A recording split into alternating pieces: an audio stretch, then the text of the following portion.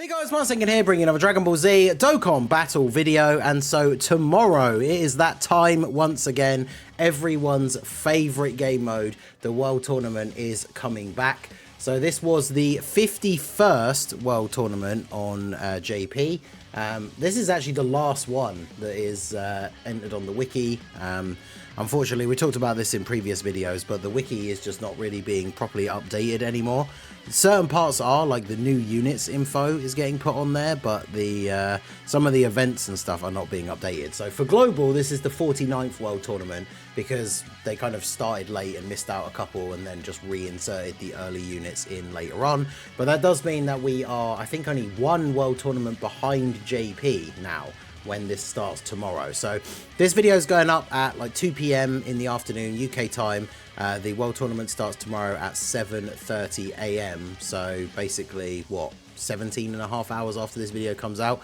It's basically, if you check the news about the maintenance info, the maintenance will be ending 15 minutes before the World Tournament is supposed to start. And of course, that's also when the Gotenks and the Super Saiyan 3 Goku LR EZA'S come out, as well as a new stage of Extreme Super Battle Road as well. So bunch of stuff all starting tomorrow morning. Not sure why they're starting it all at the same time instead of, you know, maybe dropping the EZA'S today so we could do those and have something to do today, and then the World Tournament starts tomorrow. But it is what it is. So this is a World Tournament that's going to be pretty decent because some of the EZA'S this time around are actually pretty good. We get the Awakening for the physical Bojack. I remember when he first came out, he was actually quite good. I think it was one of the few World Tournaments where I wasn't actually able to get enough copies to rainbow him because I didn't play it as much. But of course got the subsequent copies later on with the tickets and things like that. So this guy is the Awakening, and then we have 4 EZA'S, the AGL Gohan, the STR Giant Form Piccolo Jr., STR Super Saiyan Goku, and the physical base Goku, the one with the feet Kamehameha. So we'll go through those units and what they do. Obviously, last time for the World Tournament was the first time we got the LR Pilaf, so he is, of course, still the local reward. You only have to finish in the top 150 in your local in order to be able to get a copy of him. And, of course, you have to finish #1 in your local if you want to get 2 copies of him. So I did manage to get 2 last time, so I'll be happy to get even just the 1 so we can get him to 2 dupes and have the both paths open, have the gold skill orb slot equipped. LR Pilaf Trio, pretty cool for a free-to-play card. And then obviously you get the Hercule signatures as well for the local placements, which you can then use in the shop for the things like the LR EZA medals. They have now added in the thing where you can buy a pack of all the medals you need to get a full EZA for a character. For 100 of these signatures, which is quite good. So if you've already LR EZA'd Piccolo and Tien and Chaozu, you don't need any of these, right? So you can buy a full set of medals in order to awaken these characters, which is cool because obviously you can do that straight away, and then you can save any of these for the future when the Yamcha and Puar EZA comes out, and then just be able to buy all of those medals straight away. So the higher you finish in the local, the more of those you get. And then as you get wins overall and wins in a row, you get extra copies of the cards that actually are the EZA'S, the 3 main ones, not the Dragon Ball Saga one, sadly. No extra ways to get copies of the Piccolo Jr. unless you're getting him from the Dragon Ball Saga banner with tickets.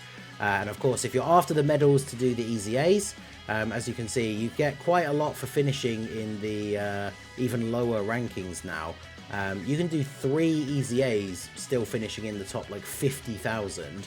And then this is enough to do 2, 50,000 to 100, and then 200,000, you still get enough to get 1 EZA. So if you're in the top like 400,000, you can still do 1 of the EZA'S. If you want to do all 4, then you need to finish in the top 2,000, which is, it's nice that they're giving more of these now, because you had to finish a lot higher than these even to be able to do 3, and they were dropping like 4 EZA'S at a time. So I think there's 1 or 2 of the older ones that are not very good that I haven't actually EZA'd yet because I didn't have enough medals. But after this World Tournament, I should actually have up to date all of the World Tournament cards EZA'd. So let's talk about the ones for this this roll around. Obviously we have the Bojack Awakening to talk about first. He is the Awakening into just a TUR, obviously going to be quite far away from his EZA, but he was very good when he came out.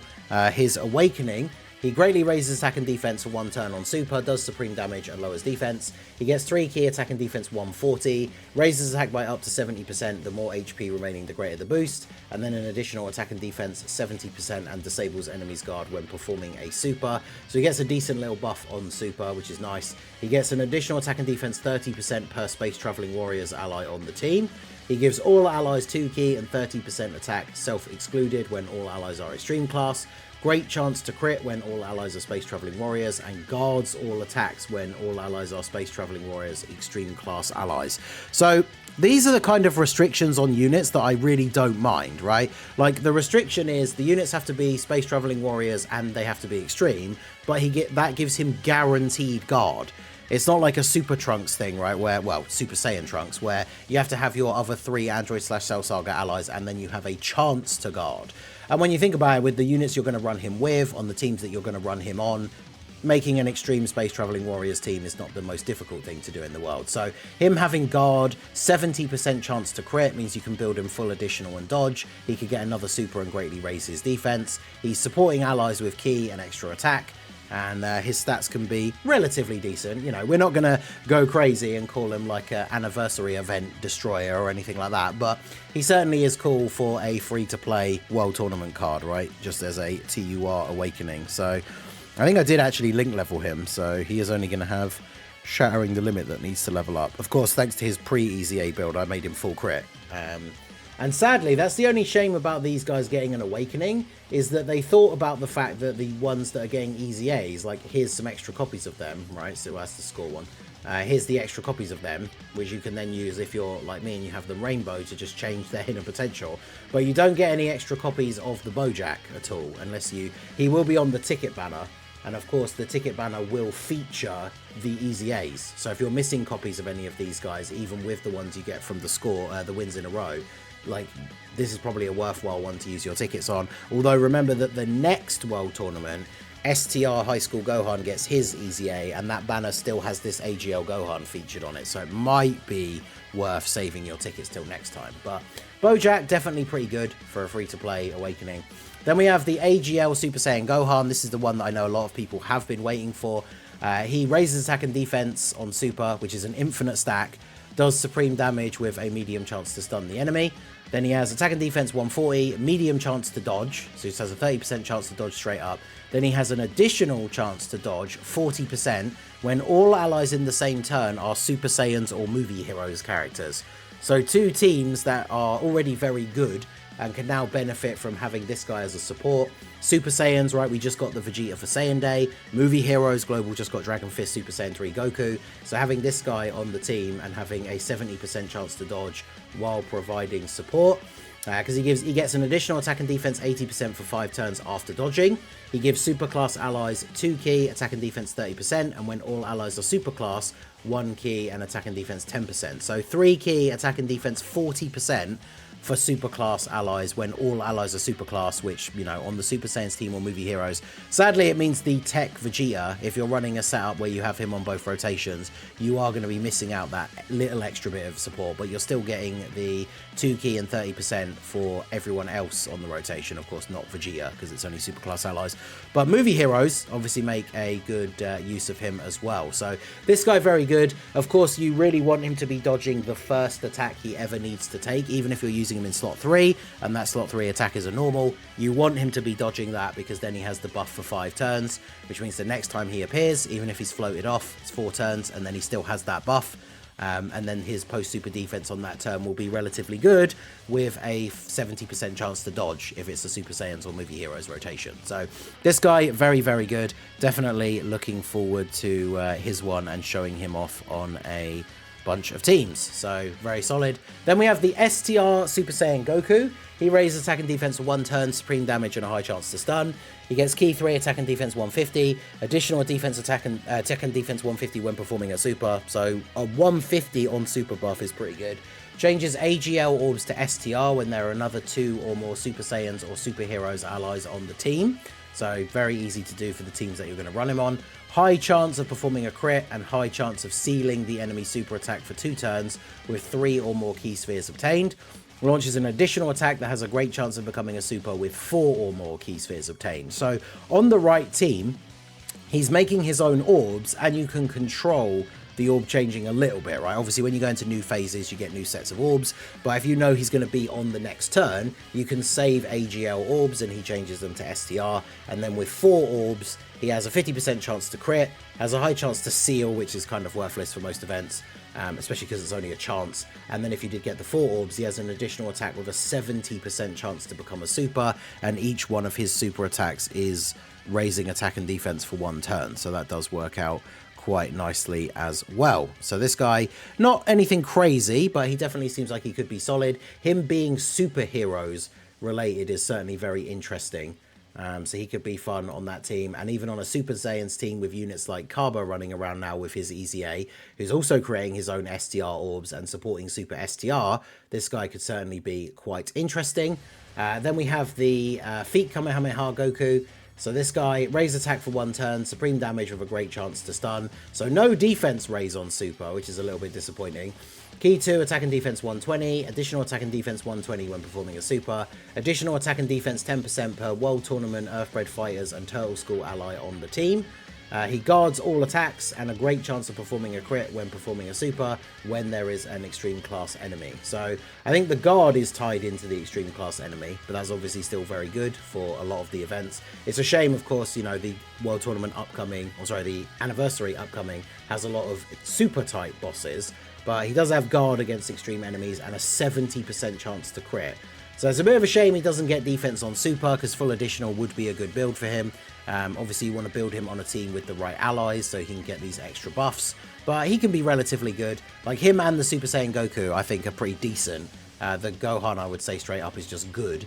And then we have the Piccolo Jr. Now sadly, because he's Piccolo Jr. giant form, he does have the same name as the actual, like, in Dokkan Fest one, who is probably the only kind of team, like, sort of partner you'd want to be running him with, but they can't link. He greatly raises attack and defense for 1 turn, does supreme damage to the enemy and greatly lowers defense. He gets key 2, attack and defense 150, additional attack and defense 20% per existing enemy.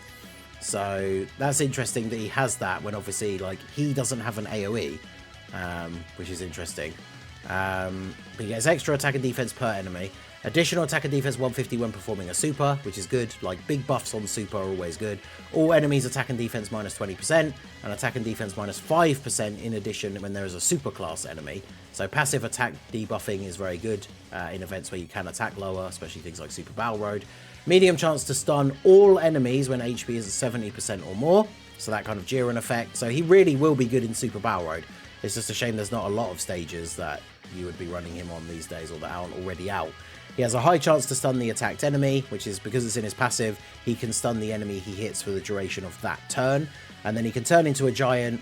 It's just random, like RNG related, and it is a 10% chance every turn that he could randomly change into a giant, which if he does, he has key 3 and attack 50%, greatly raise attack temporarily. So at least it's a bit easier to get his super attack, right? You're only going to need 3 key, but his giant form is definitely not anything crazy. It does, of course, have the effect of cancelling out like the supers and the AoEs and stuff like that, but you have no control over when it happens, which is kind of awkward. So he's okay. It's just unfortunately he's let down by like teams and links, right? Like the Dokkan Fest Piccolo Jr. is still just better than him, and they're competing for spaces on like the same teams. So he's probably not the best unit, unfortunately.